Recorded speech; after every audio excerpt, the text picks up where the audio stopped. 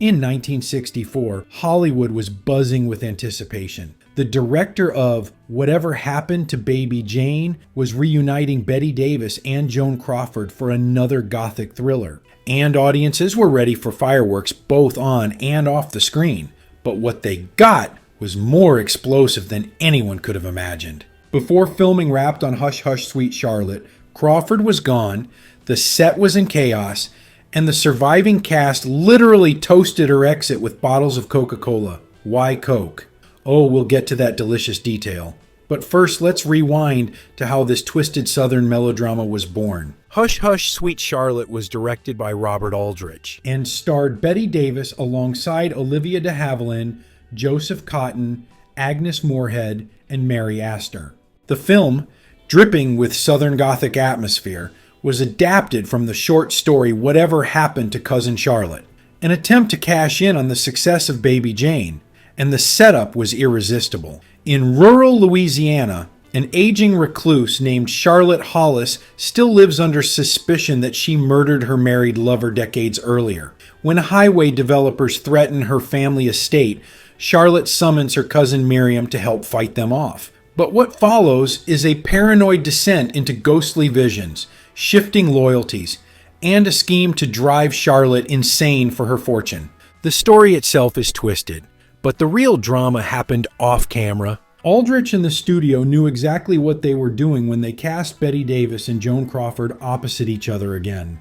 Their feud was already legendary after Baby Jane, where the hatred between the two practically leaked off the screen. But this time, things escalated beyond anyone's control. The shoot began in Baton Rouge, Louisiana, where the Hollis mansion was a real plantation estate chosen for its crumbling, eerie beauty. The location was perfect, but from the start, Joan Crawford was not. She arrived in Baton Rouge with an entourage fit for a queen, her maid, her hairdresser, and a personal makeup artist. The production company, already juggling logistics, failed to have a driver ready for her at the airport. Crawford fumed. Then she checked into her accommodations at the Belmont Hotel, only to discover her bungalow wasn't prepared. And worse, it sat next to the garbage disposal unit.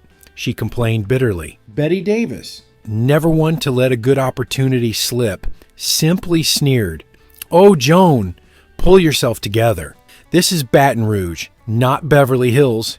Quit your griping." That was day one. From then on, Crawford's health mysteriously declined. She began complaining of exhaustion, stomach pain, fever, and weakness. Some claimed she was genuinely ill. Others whispered she was faking it to sabotage Bette Davis and regain control of the production. Either way, her absences caused expensive delays. Director Robert Aldrich insisted she see the studio doctor, which insulted Crawford deeply. Instead of speaking to Aldrich, she began communicating only through her makeup man Monty Westmore, putting him in the awkward position of being Hollywood's most unwilling go-between. Meanwhile, Davis was thriving. She had pushed for producer credit and had Aldrich's ear, and if Crawford thought she could coast on glamour, she was mistaken. The Louisiana set was sweltering, the schedule grueling, and Davis relished it. To twist the knife, Davis arranged for Coca-Cola vending machines to be installed around the set. A petty but pointed jab. Why? Because Crawford, the widow of Pepsi-Cola president Alfred Steele, had made it her personal mission to plaster Pepsi machines everywhere she worked. In Baton Rouge, the mansion bristled with Pepsi signs. Davis retaliated with Coke. Crew members joked that the Cola Wars had come to Hollywood. As the production dragged, Crawford's scenes piled up undone. The studio grew nervous. After several weeks of absence, and with her supposed illness stretching credibility, Aldrich finally made a call. Joan Crawford was out, and who better to replace her than Olivia de Havilland, Davis's real-life friend and trusted ally.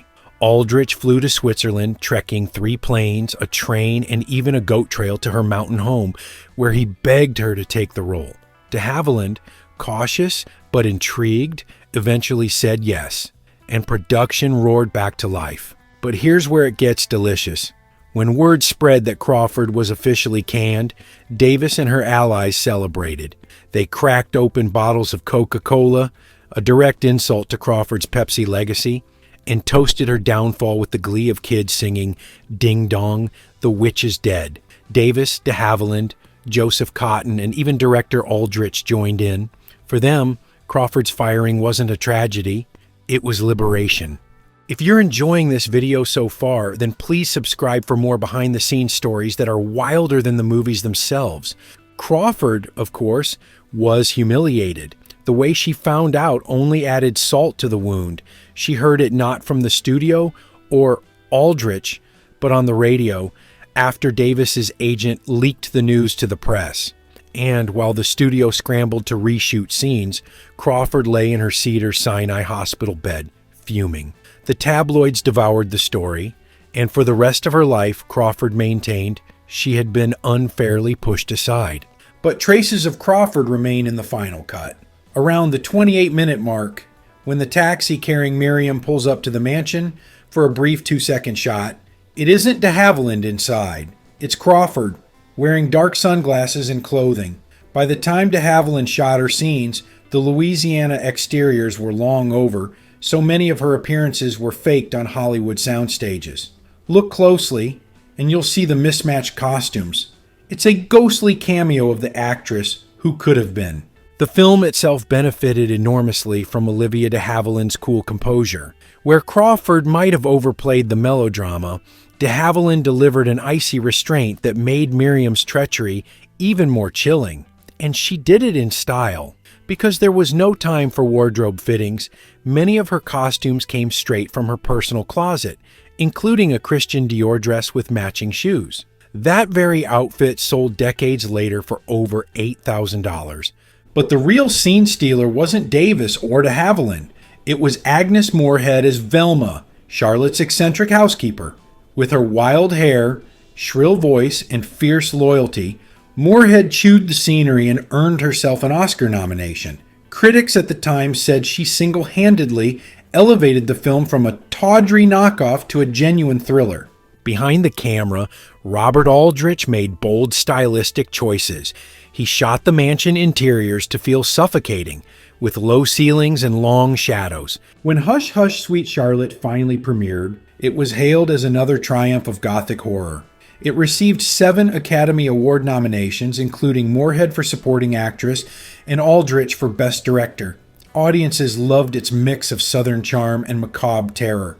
But the whispers of what happened behind the scenes, the Pepsi verses, Coke battles, the humiliations in Baton Rouge, the celebratory toasts after Crawford's ouster, ensured its place as one of Hollywood's most infamous productions. And for Bette Davis, the message was clear. She had won. Crawford, meanwhile, never forgot the sting. Years later, when asked about Hush Hush Sweet Charlotte, Crawford would only mutter that it had been a bad dream. Today, the movie endures not just for its Gothic thrills, but as a monument to one of the fiercest rivalries in film history. And yes, somewhere you can almost hear Bette Davis clinking her Coke bottle in victory. Now it's time to hear from you. What's your favorite moment from Hush Hush Sweet Charlotte? Comment below, and don't forget to subscribe for more wild stories from Hollywood's golden age.